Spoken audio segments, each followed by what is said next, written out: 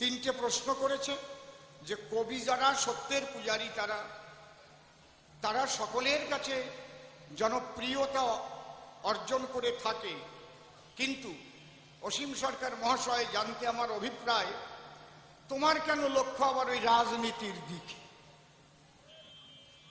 তো বাবা নির্মল, তুমি জানো না এখনো ব্রিটিশের সঙ্গে যখন আমাদের ব্রিটিশ তাড়াবার জন্য আমাদের পূর্বপুরুষের লড়াই চলছিল, তখন কবিদের একটা বড় ভূমিকা ছিল।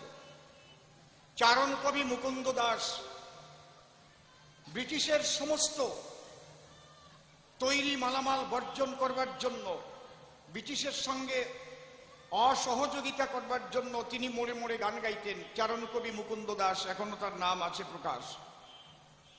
আমাদের কবি সম্রাট পাগল রাজেন্দ্র সরকার, কবির জাহাজ শ্রদ্ধেয় নকুল দত্ত, সাধক কবি, ভাবুক কবি, প্রেমিক কবি পাগল বিজয় সরকার, পাগল রাজেন্দ্র সরকার এবং নকুল সরকার মহাশয়, ওনারা ব্রিটিশের বিরুদ্ধে কথা বলতে গিয়ে জেলে পর্যন্ত গেছেন। তাহলে রাজনীতি আমাদের করতেই হবে। কেন? বাবা গুরুচাঁদ ঠাকুর আমাদের শিক্ষা দিয়ে গেছেন যে আমাদের রাজনীতি করতে হবে। তুমি কবি গান গাও, আর তুমি মাঠে কাজ করো, আর চাকরি বাকরি করো, যাই করো, রাজ ক্ষমতা হাতে না পেলে চিরকাল তুমি থাকবে এক শ্রেণীর মানুষের পদতলে। আজকে সেই রাজনীতি করার দিন এসেছে। আমাদের ঠাকুর মশাই যুগল ডাক দিয়েছে, মতুয়া মহাসংঘ ডাক দিয়েছে, তোমরা সবাই এসো, আমরা সেই রাজনৈতিক অধিকার আদায় করতে চাই। এই জন্য আমিও ভাবলাম আমিও ঠাকুর মশাইকে সঙ্গে যাই, আমি বাদ যাবো কেন? তোমারেও কই, তোমার যদি আর কেউ থাকে তাকে বৌমারে নিয়ে টিয়ে আসো, আর বাড়ি যাইয়ে সবাই এই বার্তাটা জানিয়ে দিও। শুনলে না ঠাকুর মশাই? সবাইকে রাজনীতি করতে হবে, সবাই রাজা হবে। আমাদের বড় ঠাকুর কি বললেন শুনলেন না? একেবারে পার্লামেন্ট থেকে, বিধানসভা থেকে, জেলা স্তর থেকে, পঞ্চায়েত স্তর থেকে, একেবারে সেই আমাদের অঞ্চল প্রধান স্তর থেকে, গ্রাম স্তর থেকে সবাই রাজনীতিতে ঢুকতে হবে। কারণ রাজনৈতিক অধিকার যদি আমরা আদায় করতে না পারি, তাহলে আমাদের দুঃখ দুর্দশা কোনোদিন ঘুচবে না। এই জন্যে বাবা গুরুচাঁদ বলে গিয়েছিলেন, যে জাতির রাজা নাই সে জাতি কি নাই? জোরে বলো, তাজা নাই। যে জাতির রাজা নাই সে জাতি তাজা নাই। দল নাই যার, বল নাই তার। এইটা হচ্ছে গুরুচাঁদের বাণীর সার। এই জন্যে রাজনীতি আমাদের করতেই হবে। আমরা চুপ করে ঘরে বসে থাকলে হবে না। তবে কেউ সরাসরি ভোটে লড়াই করবে, কেউ তাদের সাপোর্ট করবে, এগিয়ে দেবে। সবাই রাজনীতি করছে, ডাইরেক্ট ইনডাইরেক্ট রাজনীতি কে না করছে তুমি বলো? আপনারা সবাই ভোট দেন না নাকি? ভোট দেন তো? তাহলে একটা রাজনৈতিক দলকে দেন তো, তাহলে আপনিও রাজনীতি করেন। মাঠে না নামেন, মনে মনে করলেও করেন। অনেক সময় তো চাপে পড়ে ভোট দিতে জাতীয় পারেন না। যাবেন না বললেন তো, ভোটটা দিতে যাবেন না। যদি বোঝে আমাকে বেদলীয় মানুষ, খালি বাড়ি যাইয়ে কই আসবে, যাবেন না, এরকম হয় না। আমাকে এই এলাকা ভালো, এই এলাকা এরকম হয় না, মনে হয় না? হয় না? হয় না, অমন কথা কয় না। তাহলে গান একটা গাইয়ে নেই, তারপরে আমার ছেলেটার জবাব নেই। হরি বল, বাড়ি দাও। জয় জয় হরিচাঁদ, গুরুচাঁদ, নারুকচাঁদ, হীরামন, গোলকচাঁদ, অশ্বিনী, গোপাল চাঁদ, দেবানন্দে হরি হরি বল,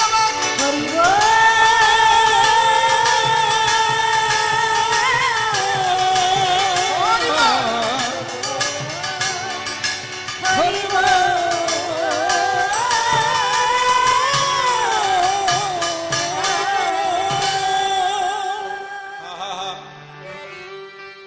এসেছে হরি গুরুচাঁদ,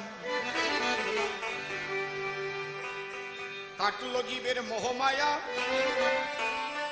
করে ছুটিল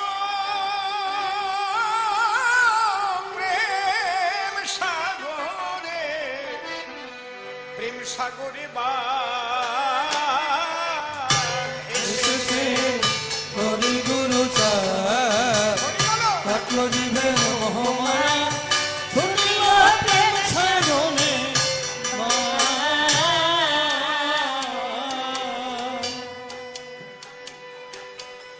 সবাই জয়ের ডঙ্কা নিশানে নিয়ে রে সবাই জয়ের ডঙ্কা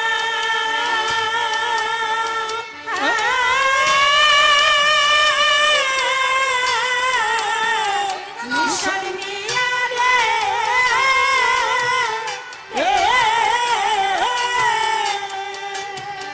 এসো গাই হরি গুণগান এসো গাই হরি গুণগান এসেছে হরি গুরু চাঁদ কাটলো জীবে মোহমায়া ছুটিল প্রেম সাগরে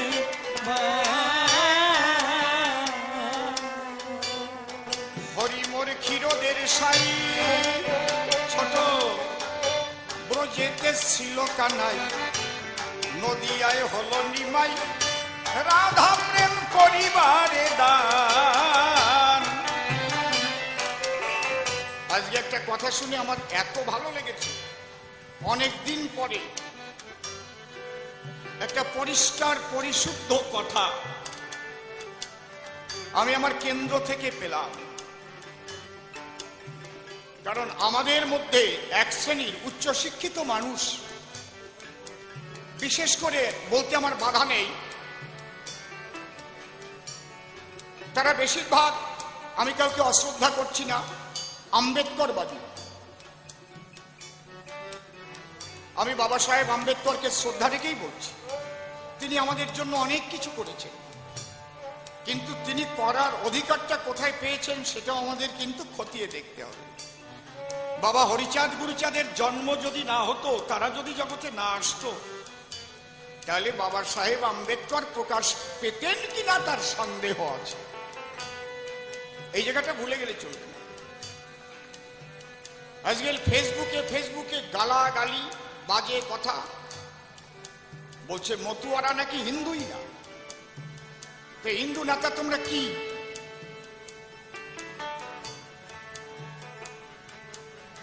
কৃষ্ণ নিন্দা, গৌর নিন্দা, শ্রীরামচন্দ্রের নিন্দা যে ভাষায় করা হয় বড় যন্ত্রণাদায়ক। একজনকে নিন্দা করে কি আমাকে বড় হতে হবে? তাই কাউকে নিন্দা করে নিজে কখনো বড় হওয়া যায় না। আমরা যদি গৌর না মানি, কৃষ্ণ না মানি, তাহলে কি করে মানি আমাদের শ্রী শ্রী হরি লীলামৃত খানি?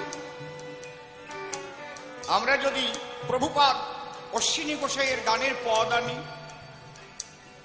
আমরা যদি আমার তারকচন্দ্র রসরাজের মহাসংকীর্তন আনি, গৌর কথা কৃষ্ণ কথা বাদ দিলে কি থাকে? গোসাইটা কও, থাকে কি? কথা কও না কেন?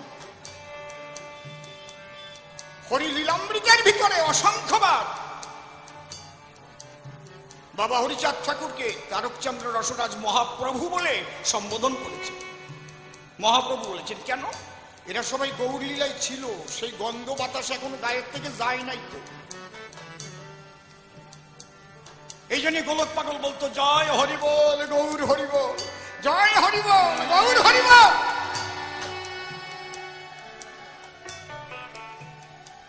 আজকে আমার মনে বল আইছে, জিভে জল আইছে, আমার ঠাকুর কইছে যদি হিন্দু ধর্ম রক্ষা করে থাকে তাহলে মতুয়ারা করেছে, হরিচাঁদ ঠাকুর করেছে। আজকে আমাদের মূল সনাতন ধর্ম, পরবর্তীতে নাম হয়েছে হিন্দু ধর্ম। মানব কুলে আসিয়া যশমন্ত সুত হইয়া জন্ম লইয়া সকলা নগরী প্রচারিল গুরগম্য সূক্ষ্ম সনাতন ধর্ম, জানাইল এ জগৎ ভরি। পরিষ্কার হরিলীলা।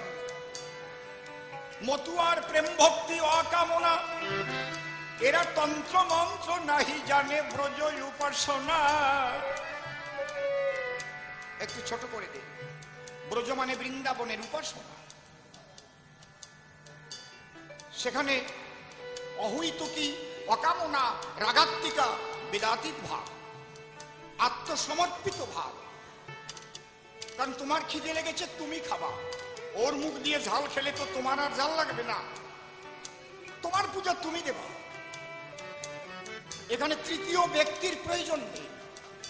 বৃন্দাবনের ব্রজগোপী যারা ওই কর্ম করে নাই, তারা ব্রাহ্মণ দিয়ে পূজা পার্বণ করে নাই, ব্রজের ব্রজগোপীগণ হা কৃষ্ণ গোবিন্দ বলে ভাসিয়া দুই চোখের জলে তারা কৃষ্ণ পদে করেছে আত্মসমর্পণ। মতুয়ারা সেই আত্মসমর্পিত দেহ নিয়ে হরিবল বলতে বলতে চলে, হরিপদে আত্মসমর্পণ।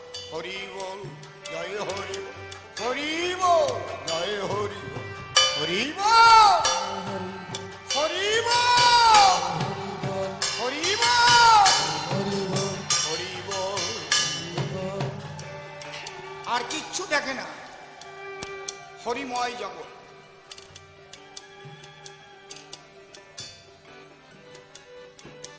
আজকে ঠাকুর পরিষ্কার ভাষায় বলে দিলেন, এতে আমরা আরো পরিষ্কার হলাম। কেন্দ্র থেকে পরিষ্কার কথাগুলোই, পরিষ্কার বার্তাগুলোই মানুষ চায়। তাহলে এরপরে যদি কেউ বলে মতুয়ারা হিন্দু ধর্মের নয়, তারা ডাকলে জীবনেও আপনারা এক মতুয়াও যাবেন না। ঠিক থাকবে তো কথা নাকি? বলবেন না তোমরা যা কও আর ঠাকুর যা কয় তা মেশে না। কোন কর্তার মাঠ মতুয়াকে ছাড়া বলে না, আবার মতুয়াদের ডাকিয়ে নিয়ে ঠাকুর বংশের বদনাম করে, ঠাকুরদের গোষ্ঠীর শ্রাদ্ধ করে। এই মতুয়া ছাড়া কিন্তু কিছু হচ্ছে না, সেখানে আলোচনা হবে। আজকে ঠাকুর মশাই চমৎকার বক্তব্য রেখেছেন, দুই ঠাকুর মশাই, মনটা ভরে গেছে। এই আমার গানের পথ, হরিমোর ক্ষীরদের সাই ব্রজেতে ছিল কানাই, নদিয়ায় হলো নিমাই, রাধা প্রেম করিবারে দান।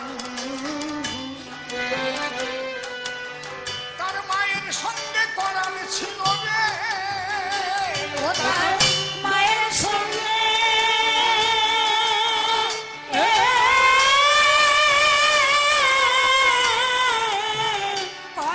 ছিল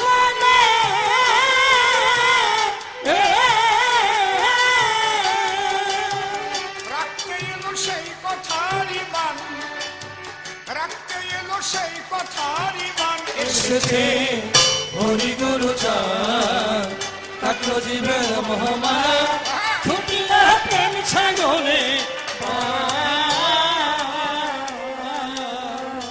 মিলাইয়ে প্রেমের মেলা, খেলছে মহাভাবের খেলা, যত সব হরি বলা চলছে হাতে লয়ে জয় নিশান।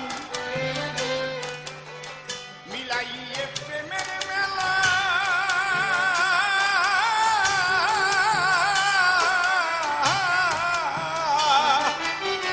খেলছে মহাভাবের খেলা, যত সব হরি বলা চলছে হাতে লয়ে জয় নিশান। যারা নদে ছিল তারা এলো রে, ব্রজে ছিল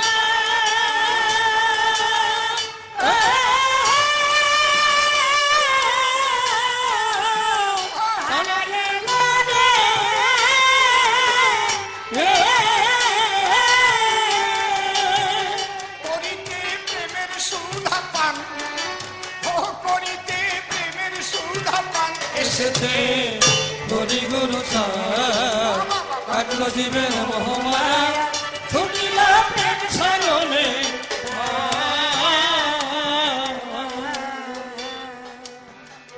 ডুবে সেই প্রেম সাগরে জাতি কুল গৌরব ছেড়ে মিলেছে একাকারে, ভুলে গেছে মনের অভিমান। হায় রে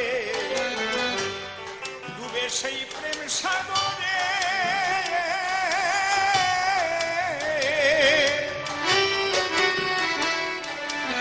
সবাই জাতি কুল গৌরব ছেড়ে মিলে গেছে একাকারে, ভুলে গেছে মনের অভিমান। ওরে অধম অসীম বলে আমার কর্ম ফলে রে, অসীম বলে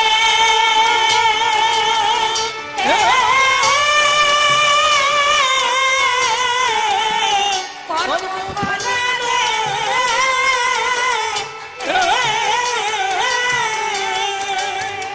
লাগলো না সেই প্রেমের তুফান, আমার গায়ে লাগলো না সেই প্রেমের তুফান। এসেছে হরি গুরু হরি হরি বল, হরি হরি বল। কাটলো জীবের মোহমায়া, ছুটিল প্রেম সাগরে।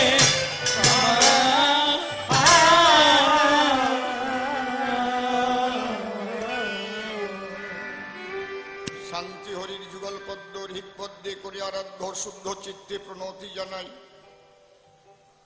আজ মতুয়া সাধু গোসাই পাগল হেরি যত আছেন পুরুষ নারী, আমার ভক্তিপূর্ণ প্রণাম গ্রহণ করিবেন সবাই। বন্দনার ভাব করে শেষ বক্তব্য করিব পেশ, সবিশেষ সবার মধ্যেই জানাই নিবেদন। অদ্যকার্যে কবি গান, বিশেষ সময়ের বিশেষ অনুষ্ঠান, বিশেষ 3টি প্রশ্ন এসে করেছে উত্থাপন। ওই বলেছে কবি গান গাইতে হলে দুজনকে দাঁড়াতে হয় 2 দলে, সে কথা নূতন বলে নাই আর প্রয়োজন। তবে নিজ নাম নিজে ধরি, গেছে নিজে প্রশ্ন করি, স্বনাম সে করে নাই বর্জন।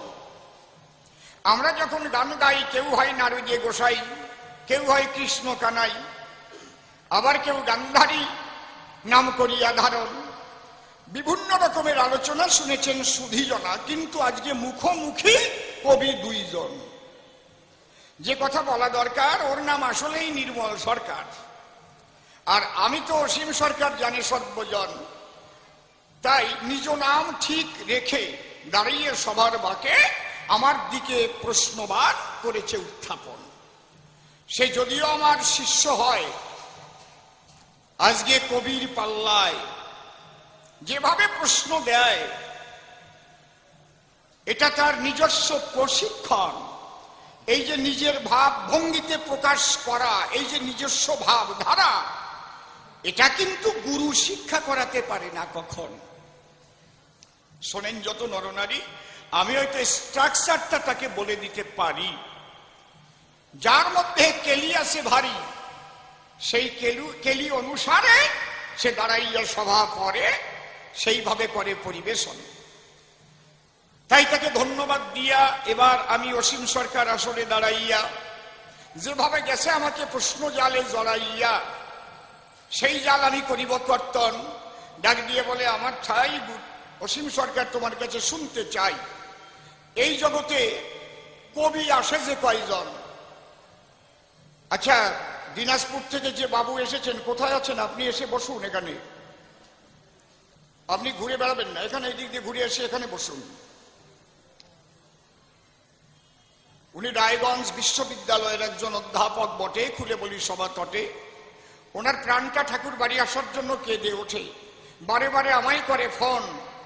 ডাক দিয়ে বলে, তাই অসীম বাবু, আমি আপনার সঙ্গে ঠাকুর বাড়ি যেতে চাই। আমি বললাম, আসুন, না হবে আপনার শুভ আগমন।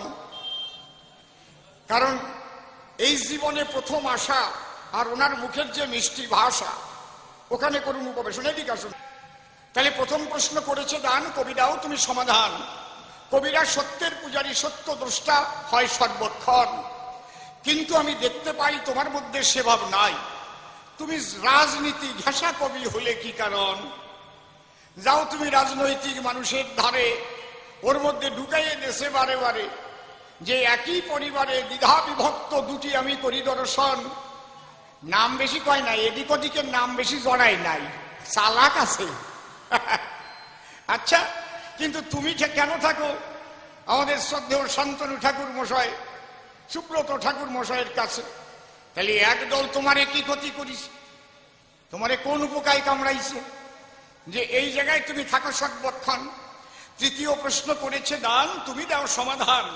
এই যে CAA আমরা সাধারণ মানুষ শুনি সর্বক্ষণ, কেউ বলে কাকা সি, ওই দলে কতজন না আসি।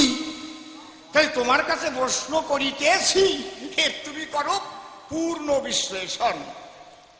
যাক, তাহলে এইবার প্রথম যে কথাগুলি আসরে ধরেছে তুলি, আপনারাও জান নাই ভুলি। আমাদের রাজনীতি করার বাবা গুরুচাঁদি দিয়েছেন প্রশিক্ষণ। আমি প্রথমেই আসরে দাঁড়াইয়ে সেই কথা দিয়েছি ছড়াইয়ে, এটা বলি নাই আমি মন গড়াইয়ে। আপনারা গুরুচাঁদ চরিত করবেন অধ্যয়ন। এ রাজনীতি আজ নূতন নয়, রাজনীতির দ্বারাই কিন্তু মানুষের অধিকার হয় আদায়। এর মধ্যে দিয়ে বিভিন্ন রকমের আলোচনা এসে যায়। আমি দুই একটা আপনাদের কাছে করিব এখন, খুলে বলি আপনাদের কাছে। দেখবেন আমাদের যে শিক্ষার ইতিহাস, তাকে তিন ভাগে ভাগ করেছে। একটা প্রাচীন যুগীয় শিক্ষা, একটা মধ্যযুগীয় শিক্ষা, আর একটা আধুনিক যুগীয় শিক্ষা। তাহলে প্রাচীন যুগের শিক্ষা করিতে গ্রহণ, গুরুগৃহে মানুষ কিন্তু করিত গমন। সেখানে একমাত্র ছিল ব্রাহ্মণের অধিকার, এ কথা লেখা আছে শাস্ত্রের ভেতর। তাহলে গুরুগৃহে গিয়ে করত সেই শিক্ষা অর্জন বা বিদ্যা শিক্ষা অধ্যয়ন। সেখানে কিন্তু দলিত পতিদি যারা সেই সময় থেকে ব্রাত্য হয়ে আছে তারা। মধ্যযুগীয় যে ভাবধারা, সেই দিকে যদি আমরা তাকাই, সেখানে আমরা টোল ত্রিপাঠী দেখতে পাই। দেখেন, শ্রীকৃষ্ণ শিক্ষার তরে গিয়েছিল গুরুর ঘরে, এ কথা কবু মিথ্যা নয়। আপনারা জানেন জ্ঞানী গুণী শ্রীকৃষ্ণের শিক্ষা গুরু, তার নাম কি? সন্দীপনী মুনি।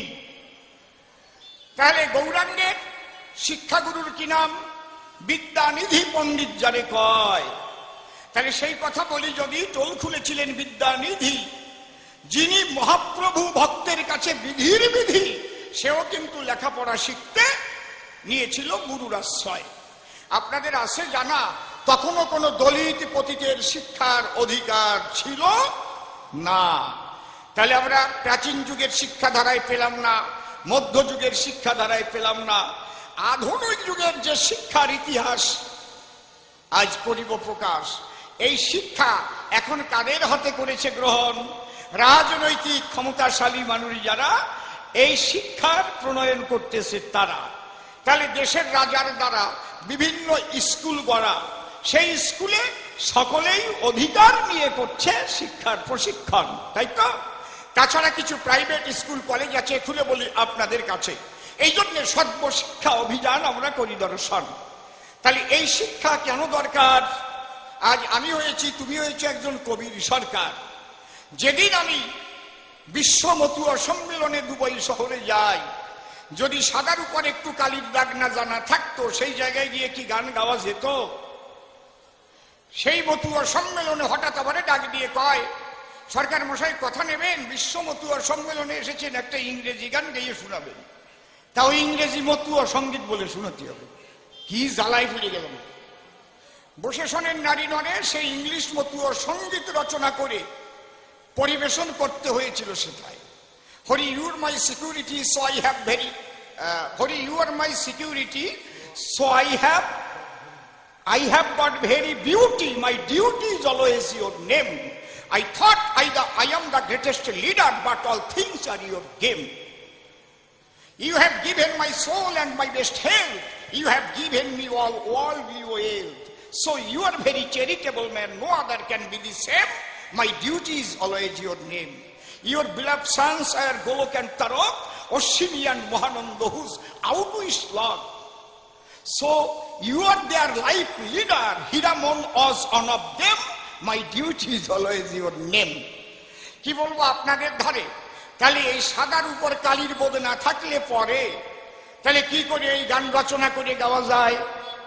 তাহলে এই শিক্ষার অধিকার আগে আমাদের ছিল না বলে আমার বাবা গুরুচাঁদ ঠাকুর পড়তে পারে নাই কোন স্কুলে। ঠাকুর মশাই গেছেন বলে যে মুসলমানের মক্তবে গিয়ে তিনি পেয়েছিলেন এই শিক্ষার প্রশিক্ষণ। দেখেছেন অবস্থাটা ছিল কেমন? তাহলে এই শিক্ষা আমাদের দরকার। আজ হয়েছি আমরা কবির সরকার, কিন্তু শিক্ষার কেন প্রয়োজন? আজ ঠাকুর মশাই দিল্লির পার্লামেন্টে গেছে। খুলে বলি আপনাদের কাছে, এই যে দুই ঠাকুর বসা আছে অস্ট্রেলিয়া থেকে ঘুরে আসছে, ইংরেজি ধর ধর করে বলতে পারে দুইজন, হিন্দি দুইজনের জানা আছে। খুলে বলি আপনাদের কাছে, আর যাদের জানা নাই তাকে মুখও দেখবেন না, ওই পিছনের চেয়ারে চুপ করে ঝিমোচ্ছে খালি।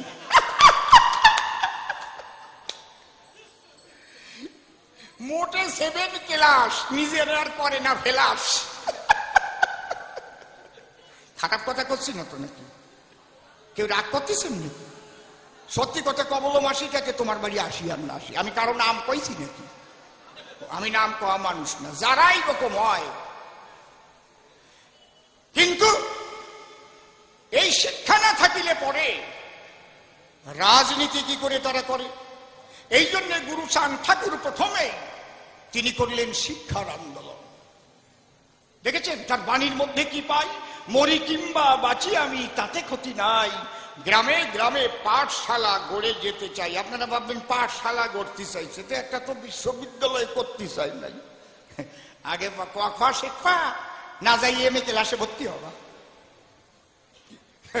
একজনের 2 ছেলে, বুঝতে পারছেন? 2 ছেলে ওই বেশি 1-1.5 বছরের ছোট বড়, তো ওরা লেখাপড়া করতে করতে এক ক্লাসে যাই একজন বিএ পাস করেছে একই সাথে, আর একজন বিকম পাস করেছে। তো বাড়ি আইসে বাবা কয়, তুই কি পাস করেছিস? কয় বাবা আমি একদম বিএ পাস করেছি। তুই কি পাস করেছিস? কয় বিকম। কয় তুই একটু কম পাস করলি কেন? তোর বাড়ি পুরোপুরি পাস করেছে আর তুই বিকম, মানে কি? তা কি কম খরচ করছি? বুঝতে পারছেন? তাহলে ব্যাপারটা কোন জায়গায়? শিক্ষা না থাকলে পরে বিকম বলে করে, তাও কিন্তু তার বোঝার কায়দা নাই। তাহলে আমাদের শিক্ষার কত প্রয়োজন। গুরুচাঁদ করেছিলেন অনুধাবন দিয়ে তার নিজের জীবন দর্শন।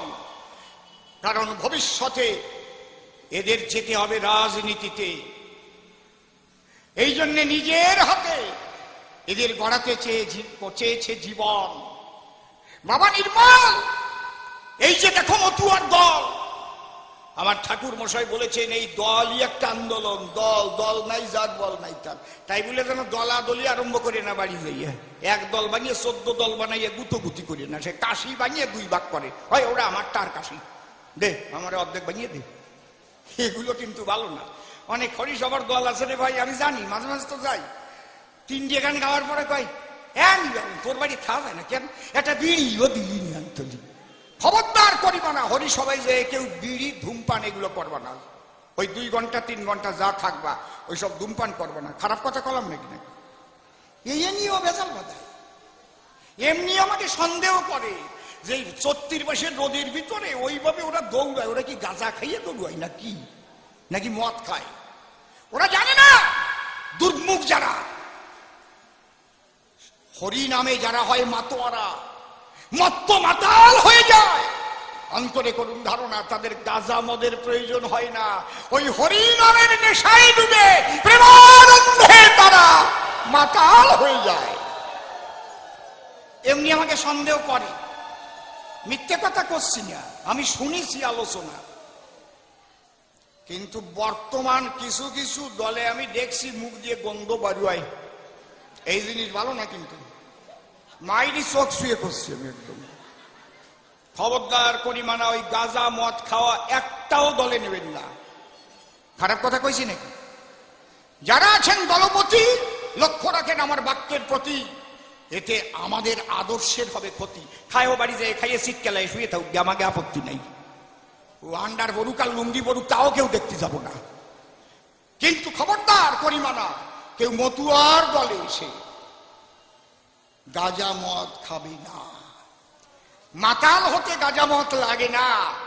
আমি ঘন্টার পর ঘন্টা গান গাই। আমি কি অন্য কোনো নেশা করি নাকি রে ভাই? খালি একটু পান খাই, একটু পান খাই খালি। তাও আমার মা কইছে বলে খাই, না তো খাতাম না।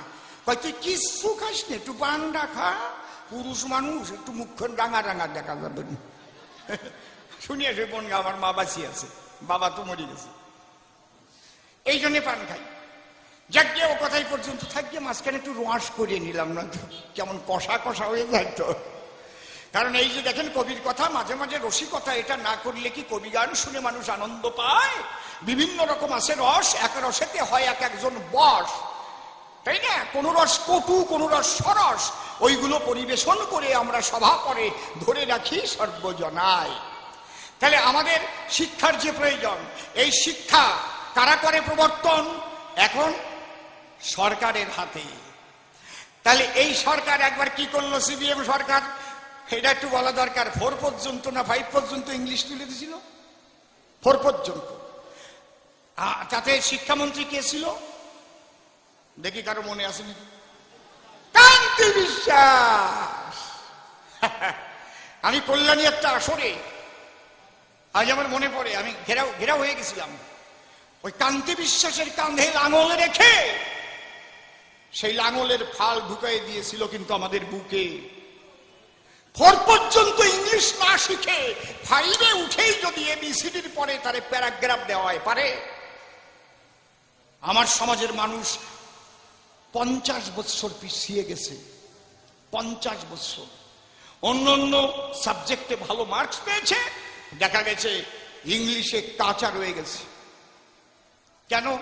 ওই কৌশল করে ওই যে করেছিল, এই যেভাবে উঠিয়ে যাচ্ছে এই উড়ির বেসন থামানো যাচ্ছে না। যাও 4 পর্যন্ত ইংরেজি বন্ধ করে দাও। দেখেছেন ঘটনা কোন জায়গায়? তখন বলেছে মাতৃভাষা মাতৃদুগ্ধ সমতুল্য, কিছু নাই আর মাতৃভাষার সহিত মূল্য। তারপরে কয় আমরা ভুল করেছিলাম। তাহলে ভুল যে তোমরা করিলে, সর্বনাশটা তো আমাকে হলো। একজন তার ড্রাইভারে করছে, এই গাড়ি ঠিক করে চালাস, নয়তো ভাঙিয়ে চলে গেলি, তুই কবি নি আহা, আমার যাবেন এটা আহা। কি বলবো আপনাদের ধরে, তোমরা যে 4 পর্যন্ত ইংলিশ তুলে দিয়ে সর্বনাশ করে দিলে আমাদের। তাহলে আমার লোকের কাঁধের পরে লাঙল দিয়ে এই ঘটনা ঘটায়। দেখেছেন শিক্ষামন্ত্রী তখন কে ছিল? ইতিহাস কিন্তু ক্ষমা করে না, ইতিহাস ক্ষমা করে না। আজ অসীম সরকার করছে আলোচনা, সেদিন কান্তি বিশ্বাসের প্রয়োজনে পদত্যাগ করা উচিত ছিল না। আমার সমাজের মানুষের মাথায় আমি বাড়ি দেব না, উচিত ছিল না। বাপের বেটা শান্তনু ঠাকুর তিনি বলেছেন, আমার সমাজের মানুষের নাগরিকত্ব নিয়ে আমার কারো সঙ্গে আপোষ নেই, প্রয়োজনে আমি এমপি পদ ছেড়েও দিতে পারি, আমার প্রত্যেকটা মানুষের নাগরিকত্ব চাই। তাই আমি তার কাছে আসবো না, আমি কি আর একজনের দ্বারে যেয়ে পাছা ঘষবো নাকি?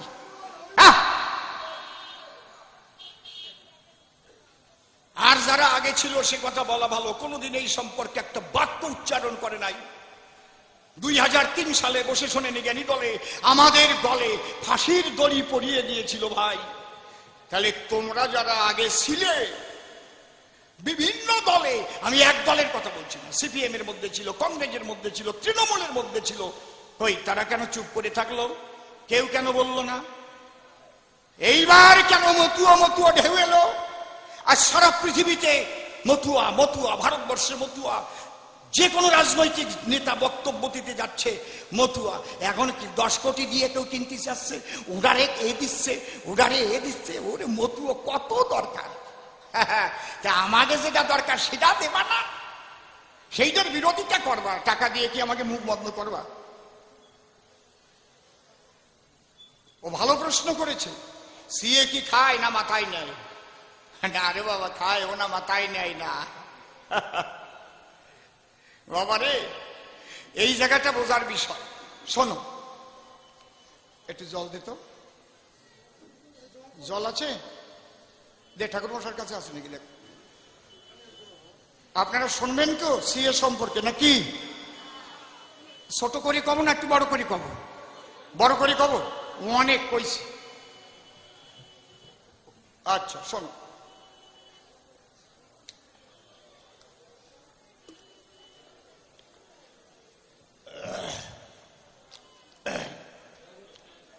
বাবা প্রমথরঞ্জন ঠাকুর যিনি জাতির জন্য যেসব করেছেন, তিনি ধীরে ধীরে সেই ইতিহাসও হইবে প্রকাশ। খুলে বলি সভাতল, অনেক ইতিহাস চাপা পড়ে গেল। এই ঠাকুর বাড়ি থেকেই সেগুলো আপনারা জানতে পারবেন। বলে গেলাম সভ্য সভা পাস, সমস্ত পার্লামেন্টে আছে, সব কালেকশন হচ্ছে আমাদের জন্য কখন কি কি করেছিলেন। মহাপ্রাণ যোগেন্দ্রনাথ মণ্ডল তিনি বা কি কি করেছিলেন সমস্ত পাবেন আপনারা, এক এক করে সব পাবেন। তাহলে আমি কেন শান্তনু ঠাকুরের দলের সাথে ঘুরি ও প্রশ্ন গেছিল করি? তাহলে যে লোকটা, অনেকেই তো গেছে আমাদের সমাজের অনেক মানুষ গেছে, তারা আবার পরিচয় দেয় আমি না মতুয়া পরিবারের ছেলে, জানো আমার বাবা আমার ঠাকুর দাদা ওরা কান্দি পড়িয়েই থাকতো, এরকম আছে না? আমার বাবার জন্ম হয়েছিল ওরা কান্দির আশীর্বাদের ফলে। কিন্তু কোন মানুষ গিয়ে এর আগে কি পার্লামেন্টে আমাদের কথা বলে? এক বাবা প্রমথরঞ্জন ঠাকুর ছাড়া কে বলেছে পরে বলেন? কয়টা মানুষ বলেছে? তাহলে যে মানুষটি আমাদের জন্য আন্দোলন করে সেই মানুষটির ধারে তুমি আমি থাকবো নাকি আমরা থাকবো কোন জায়গায়? প্রশ্ন করে গেলাম তোমারে। আমার পরিষ্কার পরিচ্ছন্ন কথা, বসে শোনেন বিজ্ঞ শ্রোতা। এইবার সিএটা কি? 1955 থেকে মানে 1955 সাল থেকে আমাদের 1987 সালের 1 জুলাই পর্যন্ত একটা আইন ছিল। খুব ভালো করে শোনেন, কি আইন ছিল? যদি কেউ বিদেশ থেকে ভারতে বেড়াতে এসেও সন্তান জন্ম দিত, তার মা বাবা বিদেশি হলেও সন্তানটা জন্মসূত্রে ভারতের নাগরিকত্ব পাবার অধিকারী হতো। লিখে নিয়ে যান, 1955 সালের থেকে 1987 সালের 1 জুলাইয়ের আগের দিন পর্যন্ত ছিল এইটা প্রথম নষ্ট করলো আমাদের প্রাক্তন প্রধানমন্ত্রী প্রয়াত রাজীব গান্ধী। তিনি বললেন না, মা বাবা দুইজনই বিদেশি হলে হবে না, একজন ভারতবাসী হতেই হবে, আর একজন বিদেশি হলেও অসুবিধা নাই, তার সন্তান জন্ম নিলে সে নাগরিকত্ব পাবে, আর দুইজনই যদি বিদেশি হয় পাবে না। সেই সময় এটা কবে থেকে চালু হলো? 1987 সালের 1 জুলাই থেকে এই আইনটা চালু হয়ে গেল। কোন পর্যন্ত ছিল? 2004 সালের 3রা ডিসেম্বরের আগের দিন পর্যন্ত। একদম লিখে রাখেন, তাহলে আর কারো কাছে শুনতে হবে না। 2003 সালে মারাত্মক কালা কানুন তৈরি করলো মিলে সব রাজনৈতিক দলে, এবং তখন আমাদের বর্তমান মাননীয় মুখ্যমন্ত্রী সেই কেন্দ্রীয় সরকারের মন্ত্রিসভার সদস্য ছিলেন। সিপিএম এর বেশি বেশি এমপি তারা সেখানে ছিলেন, কংগ্রেসের এমপিরা সেখানে ছিলেন। হাসি মুখে একটা মারাত্মক আইন পাশ করলেন, যেটাকে আমরা কালো কানুন বলে আখ্যা দিয়েছি। সেটা হচ্ছে কি, যে মা বাবা দুজনকেই ভারতের নাগরিক হতে হইবে, তাই না হইলে তার সন্তান জন্মসূত্রে নাগরিকত্ব পাইবে না। একজন ভারতের নাগরিক হইলেও হইবে, অপরজন যেন অবৈধ অনুপ্রবেশকারী না হয়। তার মানে সে যেন পালিয়ে এসে বসবাস করা মানুষ না হয়। তাহলে অবৈধ অনুপ্রবেশকারীর কথা এখানে বলতে গিয়ে বললো, অবৈধ অনুপ্রবেশকারী কারা? বলছে 1948 সালের 19 জুলাইয়ের পরে যারা বিদেশ থেকে পালিয়ে পালিয়ে ভারতে এসে বসবাস করে তারা সব অবৈধ অনুপ্রবেশকারী, আর হিন্দিতে বলে ঘুষপেটিয়া। समझा क्या? ये घूसपेटिया का भाग आने का लिए पहली हमारा स्वराष्ट्र मंत्री जो बात बोला था ना, ये घूसपेटिया को भगाने पड़ेगा। तो घूसपेटिया कौन है? जो 1948 साले 19 जुलाई का बाद में, ওই আমি ভালো হিন্দি করতে পারি না, তো তাহলে একটু করতে চাই, বুঝেছেন? ভালোই হচ্ছিল নাকি? উনি কই ভালো হয়েছিল, বাবে বাবে হয়ে গেছে, আমি করবো কি? আসলে তো না। তাহলে 1948 সালের 19শে জুলাইয়ের পরে যারা পালিয়ে এসেছে, তাহলে আপনারা কি পালিয়ে এসেছেন 100 জনের মধ্যে 99 জন পালিয়ে আইছেন নাকি পাসপোর্ট করে আইছেন? কিভাবে আইছেন? পালিয়ে পালিয়ে আইছেন না? তাই তো নাকি? কথা কন, ভয় নাই, ঠাকুর আছে, বোঝে না। আপনাকে পক্ষে আছে সবাই, এখন আর ভয় নাই, জাহালায় পড়িছে। তাহলে পালাই পালাই আইছি তো।